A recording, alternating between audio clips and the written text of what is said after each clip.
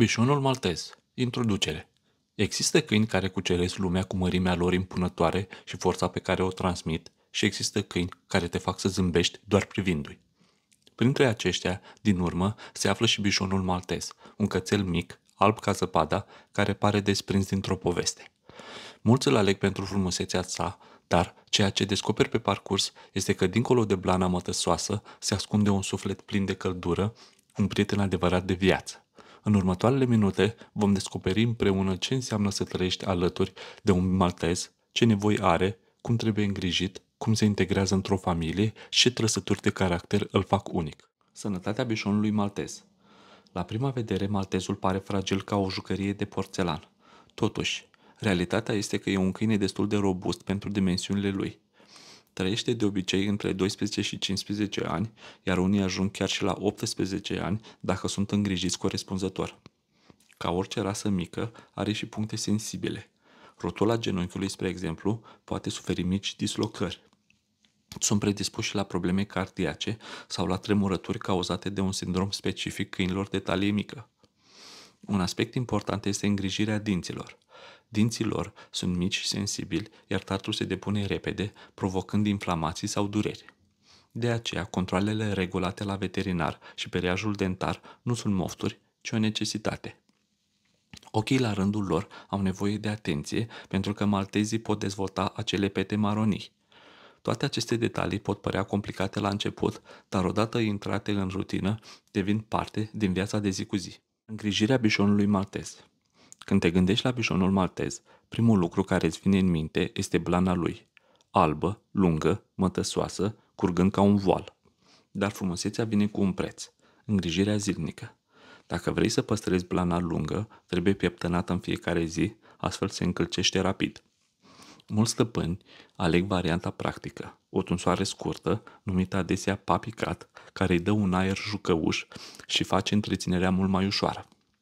Baia este necesară cam o dată pe lună, iar după fiecare plimbare scurtă, plana de pe lăbuțe trebuie curățată.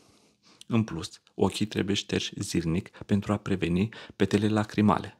Urechile lor, fiind ascunse sub păr, se pot murdări repede și trebuie curățate cu delicatețe. Nu uita de unghii. Pentru un câine atât de mic, chiar și câțiva centimetri în plus, pot schimba modul în care calcă. Îngrijirea maltezului poate părea migăloasă, dar mulți stăpâni spun că e și un moment de legătură, de apropiere, pentru că aceste ritualuri devin ocazia perfectă de a petrece timp împreună. Activitatea bișonului maltez. Unii se întreabă dacă un câine atât de mic are nevoie de multă mișcare. Adevărul este că bișonul maltez are energie, dar nu e un maratonist. O plimbare zilnică, combinată cu câteva sesiuni de joacă prin casă, este mai mult decât suficientă. Sunt curioși și activi, dar corpul lor mic nu cere ore întregi de alergat. Ceea ce îi face fericiți nu este atât distanța parcursă, cât timpul petrecut alături de tine.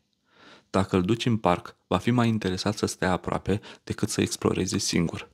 Și, atenție, dacă se plictisește sau se simte ignorat, poate găsi modalități creative să-ți atragă atenția, un lătrat insistent sau chiar mici năzbâtii. Dresajul bișonului maltez. Mulți oameni se lasă păcăliți de mărimea lor și cred că un bișon maltez nu are nevoie de dresaj.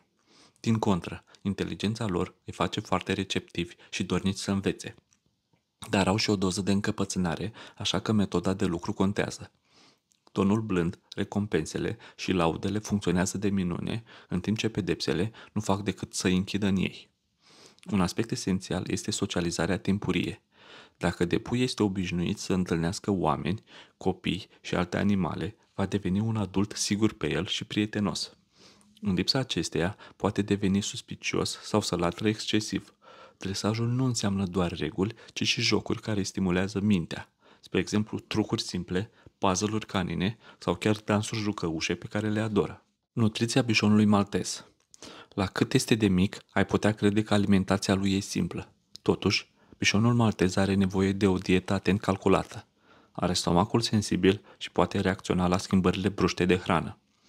Porțiile mici, adaptate vârstei și nivelului de activitate sunt cheia. De obicei, un adult primește cam 200 de calorii pe zi împărțite în mese regulate. Hrana uscată de calitate pentru rase mici este o alegere bună, dar mulți stăpâni introduc și mâncare gătită. precum carne slabă fiartă, orez sau morcovi. Important este să evitați alimentele grase, dulciurile și condimentele. Și, bineînțeles, să ai grijă la greutate.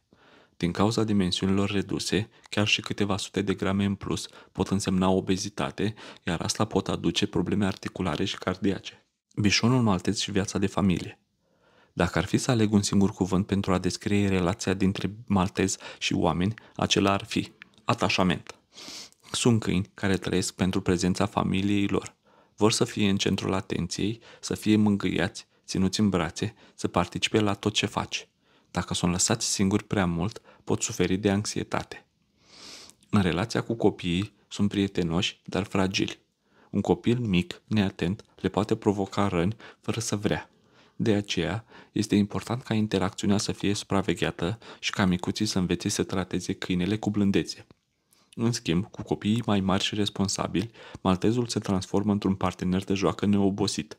În general, se înțelege bine și cu alte animale, mai ales dacă este crescut alături de ele. Fizicul bișonului maltez. Deși mic, maltezul are o prezență elegantă. Rare ori trece de 25 de cm la greabăn și cântărește între 2 și 4 kg. Blana este complet albă, uneori cu o ușoară nuanță de fildeș. Nu are sub păr, ceea ce înseamnă că nu lasă fire prin casă, dar și că pielea lui e mai expusă și sensibilă. Ochii negri și rotunzi, împreună cu boticul scurt, îi dau un aer de cățeluș chiar și la o vârstă adultă. Socializarea bișonului maltez. În ciuda mărimii reduse, maltezul are un spirit de câine de pasă. Este vigilent și anunță imediat când cineva se apropie de casă. Nu este agresiv, dar vocea lui clară și insistentă îți va spune că a observat ceva. În același timp, este foarte sociabil atunci când este obișnuit de mic cu oamenii și animalele. Iubește vizitatorii, se bucură de atenție și rar refuză o sesiune de joacă. Personalitatea bișonului maltez. Personalitatea unui maltez este probabil cea mai mare surpriză pentru cei care îl întâlnesc pentru prima dată. Deși arată ca un ghem de vată, are un curaj și o siguranță de sine impresionante. Este vesel, curios, dornic să descopere lumea, dar și sensibil la emoțiile stăpânului. Mulți spun că un maltez îți simte starea de spirit și se adaptează. E jucăuș când vrei distracție, liniștit când ai nevoie de calm. Sunt câini loiali și afectuoși, care se atașează adesea de o persoană anume, dar rămân iubitori cu întreaga familie. Le place să fie alintați, să doarmă lângă tine și să știe că fac parte din viața ta. Concluzie. Așadar, bișonul maltez nu e doar un câine frumos. E un prieten de suflet, un mic nor alb care aduce căldură și bucurie în casă. Îți cere timp, îngrijire și atenție, dar în schimb îți oferă dragoste necondiționată. Pentru cineva care trăiește la apartament, pentru familie care își dorește un câine afectuos sau pentru oricine vrea un prieten loial pentru mulți ani, maltezul poate fi alegerea perfectă.